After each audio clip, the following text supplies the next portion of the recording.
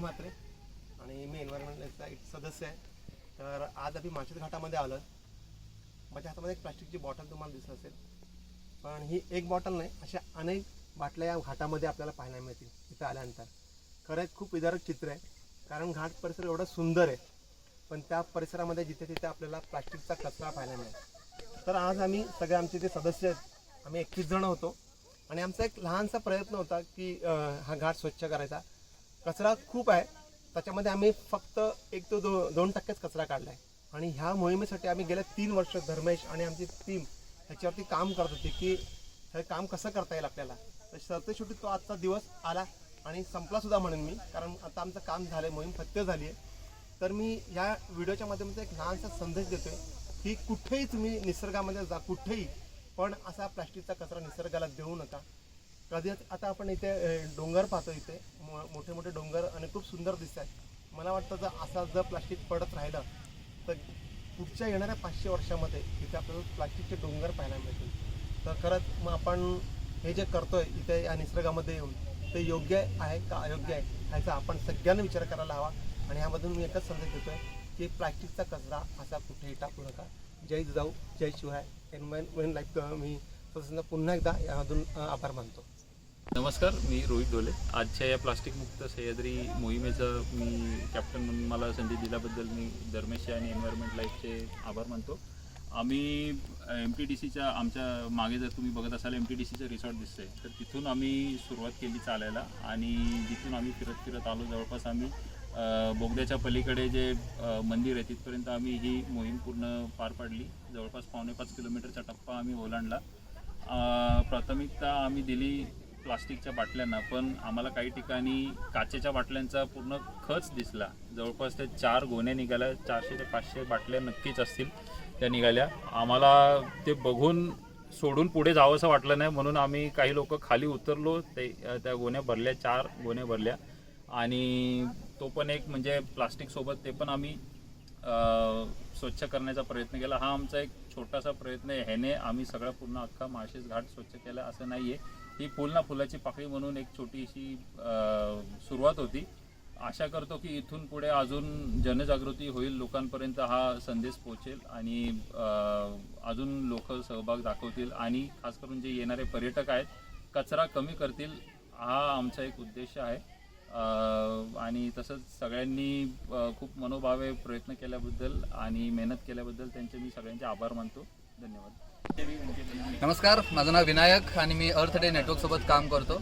या वर्षीची अर्थ डेची थीम जी होती ती प्लॅनेट वर्सेस प्लास्टिक होती. आणि याचा अर्थ असा आहे, हे एक वॉर आहे प्लॅनेटचं आणि प्लास्टिकचं. आपण कुठल्या बाजूने आहोत हे आपल्याला ठरवायचं आहे. आपण आज माळशेज घाटामध्ये एन्व्हायरमेंट लाईफ फाउंडेशनचे 21 सदस्य सुपर 21 एकत्र जमलेलो आहोत. आणि आज आम्ही जो कचरा गोळा केला त्यामध्ये प्लास्टिकच्या बाटल्या आहेत, काचेच्या बाटल्या आहेत, सिंगल प्लास्टिक यूज जे रॅपर्स आहेत ते आहेत.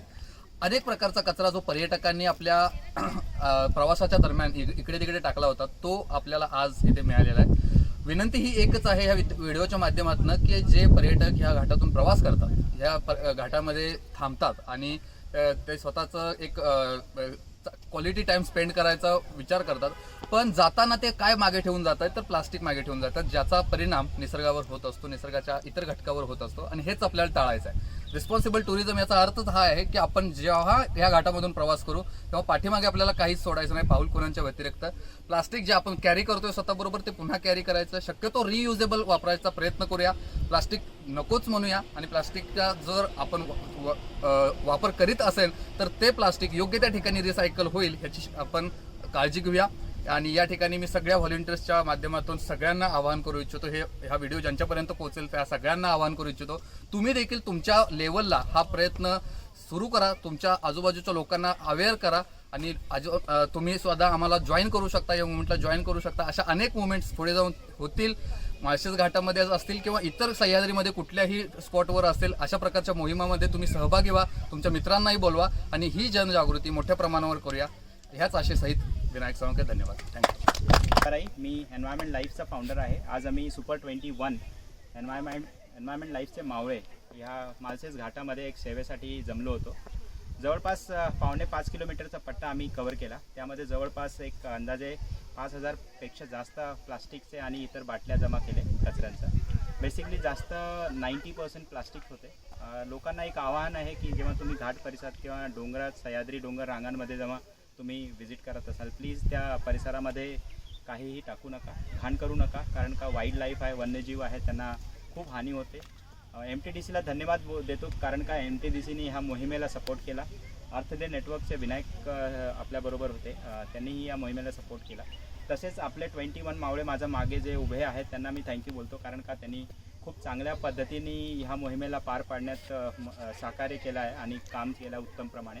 गणेशला धन्यवाद देतो की त्यांनी अख्ख्या ह्या मोहिमेला कॅप्चर केला आहे व्हिडिओच्या माध्यमातलं, जे तुमच्यापर्यंत पोहोचेल.